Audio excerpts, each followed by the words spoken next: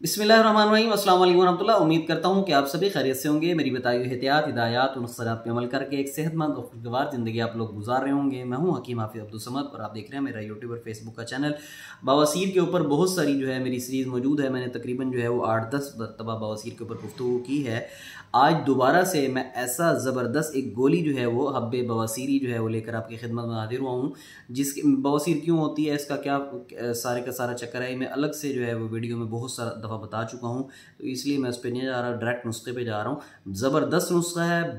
बड़ी से बड़ी बवासीर 3 से 4 अगर मसे हों, बड़े बड़े भी मसे हों, इंशाल्लाह ये 1 से 2 माह में ख़त्म कर देता है। बादी बवासीर हो या खूनी बवासीर हो, दोनों पे काम करता है नुस्खा। नुस्खे को नोट फरमा लें। रसौंत लेनी है आपने 5 तोला, मुलट्ठी आपने लेनी है 5 तोला, छोटी इलायची लेनी है आपने 3 तोला, रेवंद खताई आपने लेनी है 5 तोला, गूदा अमलतास आपने लेना है 10 तोला।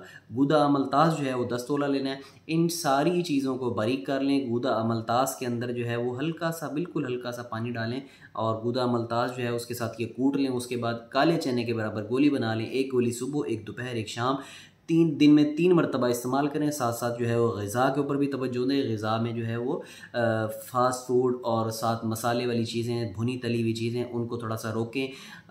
ग़िज़ा के अंदर जो है वो आप फ्रूट्स और सलाद का इस्तेमाल जो है वो दोपहर के वक्त ज़्यादा कर दें। इंशाल्लाह 1.5 से 2 माह के बापरहेज़ दवा के साथ इंशाल्लाह बवासीर का जड़ से ख़ात्मा हो जाएगा। मैं ऐसे ही आसान, सहल, अपने मतलब के मुजर्रबुल मुजर्रब ख़ानदानी नुस्ख़ाजात लेकर आपकी खिदमत में हाज़िर होता रहूँगा।